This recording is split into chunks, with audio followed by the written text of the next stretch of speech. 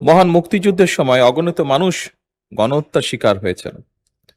কিন্তু আনফরচুনেট বিষয় হচ্ছে, দেশ স্বাধীনের পরে যাদের দায়িত্ব ছিল একটি নিরপেক্ষ পূর্ণাঙ্গ তালিকা তৈরি করার, মুক্তিযুদ্ধে কারা শহীদ হয়েছেন, এই সঠিক এবং পূর্ণাঙ্গ তালিকাটা তারা সেই সময় তৈরি করেনি, বরং এটিকে তালিকা তৈরি করতে গিয়ে সেখানে তারা রাজনীতি টেনে নিয়ে এসেছিল। অথচ এই মানুষগুলোর আত্মত্যাগের বিনিময়ে আমরা অর্জন করেছিলাম আমাদের কাঙ্ক্ষিত স্বাধীনতা।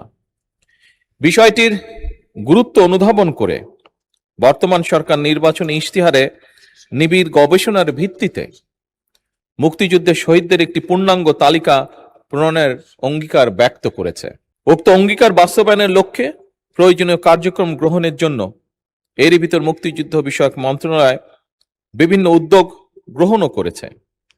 এর মধ্যে রয়েছেন মাননীয় স্পিকার, এর মধ্যে রয়েছে মুক্তিযুদ্ধ বিষয়ক গবেষকদের নিয়ে বিশেষজ্ঞ সভা আয়োজন, বিভিন্ন অংশীজনদের সঙ্গে ধারাবাহিক আলোচনার মাধ্যমে একটি বিস্তারিত এবং বাস্তবসম্মত কর্ম পরিকল্পনা প্রণয়ন এবং অবশ্যই তার ভিত্তিতে কার্যক্রম গ্রহণ।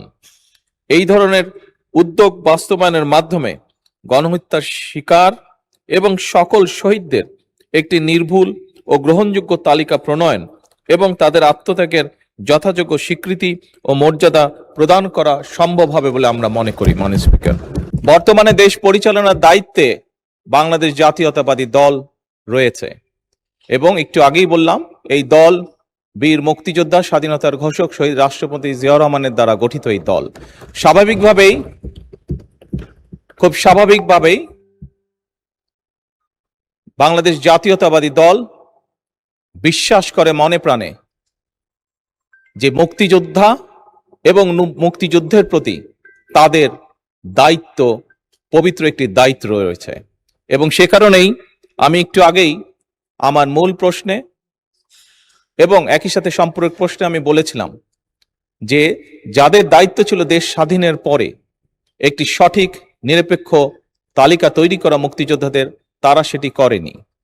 পরবর্তীতেও বিভিন্ন সময়ে এই লিস্ট তৈরিতে বিভিন্ন রকম সমস্যা তৈরি হয়েছে। বর্তমানে সরকার চেষ্টা করছে বিভিন্ন বিশেষজ্ঞদেরকে নিয়ে যাতে আমরা একটি পূর্ণাঙ্গ সঠিক মুক্তিযুদ্ধের তালিকা, মুক্তিযোদ্ধাদের তালিকা তৈরি করতে পারি। মাননীয় স্পিকার, আপনাকে ধন্যবাদ।